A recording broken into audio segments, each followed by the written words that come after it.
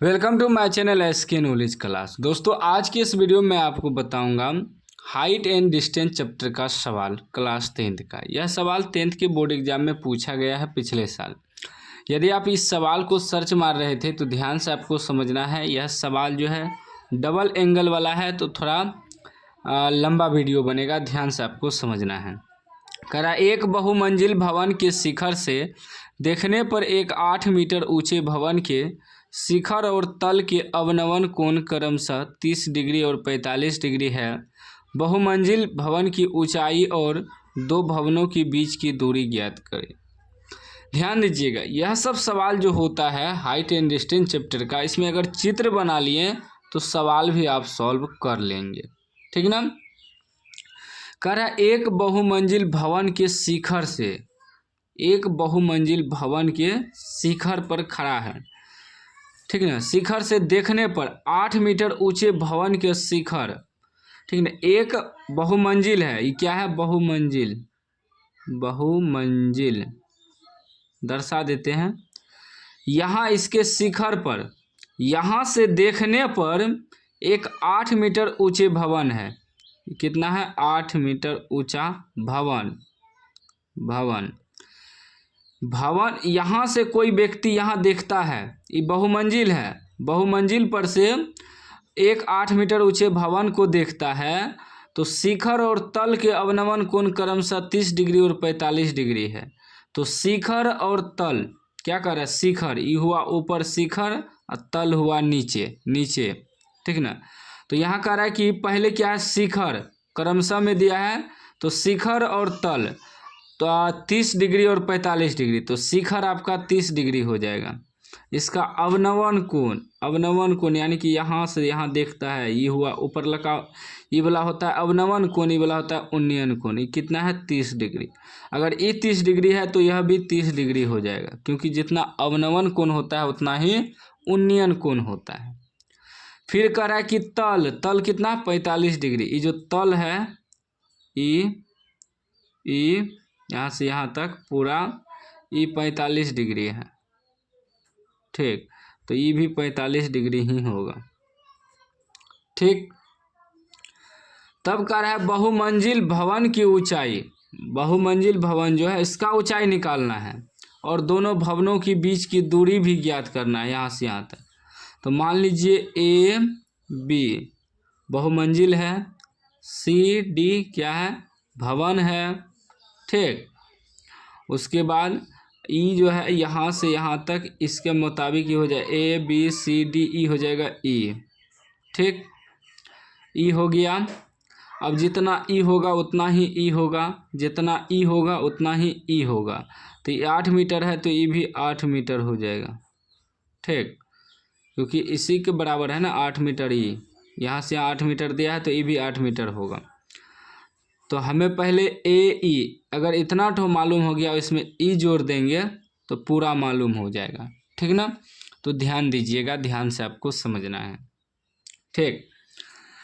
चित्र अगर बना लिए तो सवाल भी सॉल्व हो जाता है। मेन चित्र होता है हाइट एंड डिस्टेंस चैप्टर के सवाल में।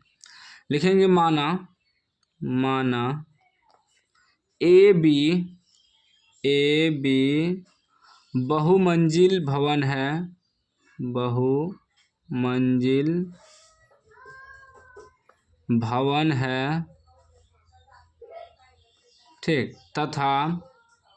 तथा ये अपने मन से लिखना पड़ता है। तथा सी डी भवन है जिसका ऊंचाई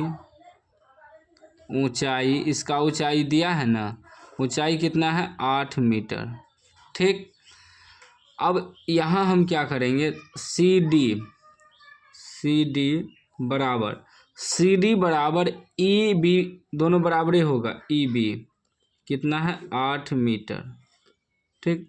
उसके बाद सी ई बराबर क्या हो जाएगा? सी ई के बराबर डी बी हो जाएगा, डी बी, ठीक। एंगल क्या दिया है? एंगल हमें दिया है ए सी ई बराबर 30 डिग्री, कितना 30 डिग्री। जिस कोण को दिखाना है उसको बीच में रखना पड़ता है, कोमा। ए डी बी बराबर कितना दिया है 45 डिग्री। ठीक, अब इसको हम लोग सॉल्व करेंगे। पहले ही देखिए एक छोटा त्रिभुज बना यहाँ से यहाँ तक, उसके बाद एक बड़ा त्रिभुज बना यहाँ से यहाँ तक। नज़र डालिएगा, यहाँ से यहाँ तक एक बड़ा त्रिभुज, उसके बाद यहाँ से यहाँ तक एक छोटा त्रिभुज। पहले इसी त्रिभुज में चलेंगे, समकोण त्रिभुज। यहाँ देखिए एक प्रकार का 90 डिग्री कोण बन रहा है, समकोण।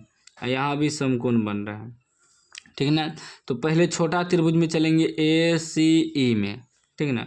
लिखेंगे समकोण त्रिभुज ए सी ई में, ठीक ना। अब इसमें देखिए यहाँ 90 डिग्री का कोण बन रहा है। तो ये क्या है, ये आपका हो गया आधार, ये हो गया लंब, ये हो गया कर्ण। तो हमें इसका ऊंचाई निकालना है ना, ठीक ना। तो आधार और लंब किस में होता है, लंब और आधार 10 में होता है। तो चलेंगे 10 30 डिग्री बराबर, 10 30 डिग्री बराबर। तो 10 30, 10 का सूत्र क्या होता है, 10 बराबर होता है P/B, यानी कि P/B यानी कि लंब बटे आधार। ठीक, तो ये हो गया लंब, ये हो गया आधार। तो क्या हो जाएगा, ए ई बटे क्या हो जाएगा, सी ई। ठीक, तो 10 30 का मान कितना होता है, 1/√3 होता है ना। ए ई तो हमें मालूम नहीं है और सी ई भी हमें मालूम नहीं है, तो लिख देंगे ए ई बटे सी ई। ठीक, और इस सी ई जो है दोनों भवन के बीच की दूरी है, डी बी कहिए या सी ई कहिए, दोनों भवन के बीच की दूरी है। क्रॉस मल्टीप्लाई करिए तो इसको अगर 1 से गुना करेंगे तो सी ई बराबर हो जाएगा √3 ए ई। ये हो गया समीकरण 1, इसको यहीं छोड़ देंगे। ठीक, उसके बाद चलिए अब बड़ा त्रिभुज में। अब यहाँ से लेके यहाँ तक चलेंगे बड़ा त्रिभुज में। लिखेंगे समकोण त्रिभुज, यहाँ भी समकोण बन रहा है, ए डी बी में। ठीक, तो इसमें चलेंगे 10 45 से। क्यों, देखिए ये आपका हो गया लंब, ये हो गया आधार, ये हो गया कर्ण। तो लंब और आधार में संबंध है, तो 10 45 से चलेंगे, 10 45 डिग्री बराबर। तो 10 का तो वही होता है सूत्र, लंब बटे आधार। तो लंब आपका हो गया ए बी, पूरा लेंगे ए बी बटे आधार हो गया बी डी या डी बी कहिए, ठीक ना। डी बी भी कह सकते हैं, डी बी। अब यहाँ ध्यान दीजिएगा, ए बी को हम क्या लिख सकते हैं, ए बी को लिख सकते हैं ए ई प्लस ई बी, ठीक है ना। इसी का ना दोनों पार्ट है, तो इसको हम लिख सकते हैं ए बी को। 10 45 का मान 1 होता है। ए बी को लिखेंगे ए ई, देखिए ए ई आधा आधा पार्ट लिखेंगे, ए ई प्लस ई बी, ए ई प्लस ई बी बटे बी डी या आप सी ई कहिए या बी डी कहिए, दोनों बराबर हैं क्योंकि इतना बराबर इतना होगा। तो दोनों का मान यहाँ देखिए सी ई, इसको हम बी डी को सी ई भी लिख सकते हैं, सी ई भी लिख सकते हैं। क्यों, अब कहिए क्यों, क्योंकि दोनों बराबर हम पहले भी दर्शाए थे। ठीक, अब देखिए 1 से गुना होगा तो सी ई हो जाएगा बराबर ए ई प्लस ई बी।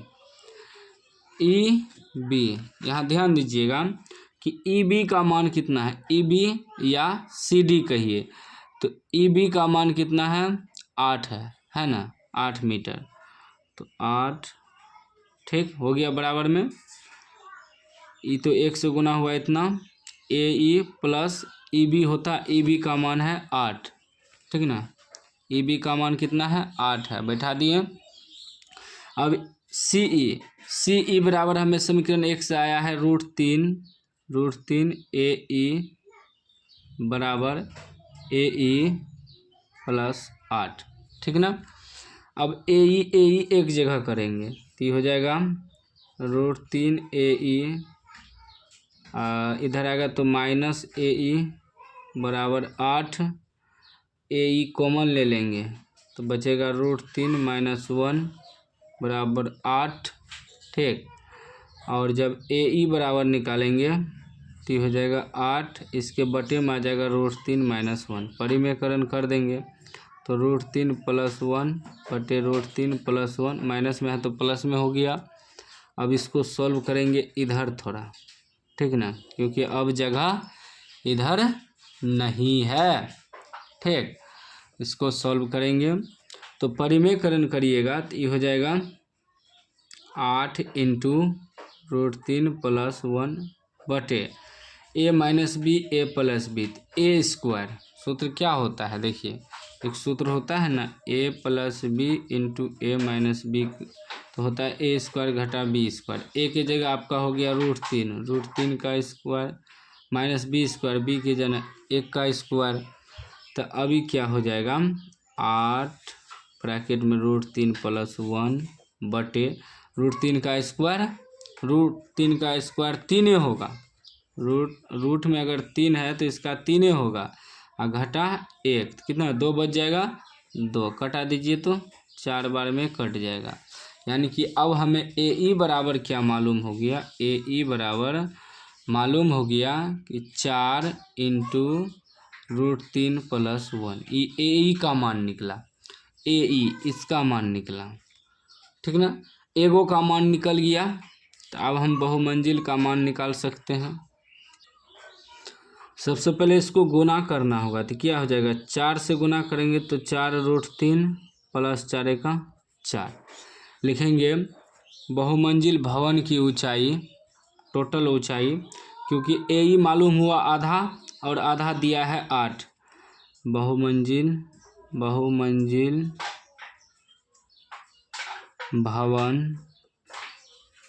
भवन की ऊंचाई क्या है, ए बी, टोटल कितना है ए बी बराबर क्या करेंगे, ए ई प्लस ई बी,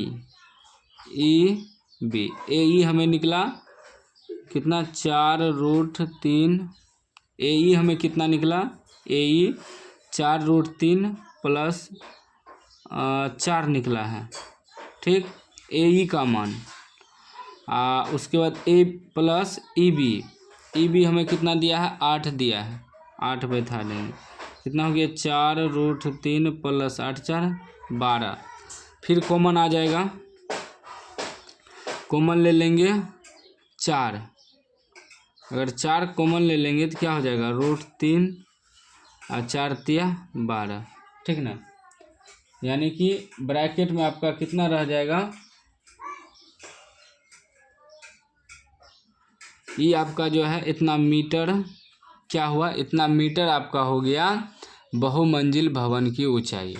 अब ये कह रहा है कि दोनों भवन के बीच की दूरी भी निकाल लें, तो दोनों भवन की बीच की दूरी क्या है, या आप बी डी कहिए या सी ई कहिए, तो हमें सी ई बराबर निकला है कितना √3 ए ई, यही ना दोनों भवन की बीच की दूरी, दोनों भवन की बीच की दूरी, दोनों भवन की बीच की दूरी आप या सी ई कहिए या बी डी कहिए, दोनों एक ही चीज़ है।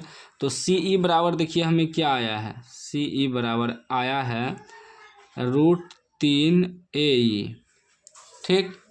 अब देखिए √3 ए गुना ए ई का मान कितना आया है, ए ई का मान आया है 4, ए ई का मान आया है, इसको बैठा देंगे 4√3 + 4, ठीक। अब गुना करिए √3 3 3 चौके 12 प्लस 4√3। ठीक, इसको भी कॉमन लीजिएगा, इसमें 4 फिर कॉमन लीजिएगा, √3 3 3 चौके 12, 4√3 फिर 4 कॉमन ले लेंगे तो वहीं आ जाएगा। 4 कॉमन लेंगे 3 प्लस √3। ठीक ना, यानी कि दोनों सेम ही आ गया। इसका सीधा भी लिख सकते हैं, 3 इधर √3 इधर। ठीक ना, तो दोनों सेम ही आंसर आ गया। ठीक ना, दोनों भवन के बीच की दूरी भी वही आंसर आ गया इसका, दोनों भवन के बीच की दूरी और बहुमंजिल भवन की ऊंचाई भी सेम वही आ गया दोनों। और जो है एगो आंसर आपका यहाँ हो गया, एगो यहाँ हो गया। ठीक ना, तो उम्मीद है इस तरह का सवाल आज आप सीख गए होंगे। सीख गए हैं तो लाइक कर दीजिए, चैनल को सब्सक्राइब कर दीजिए।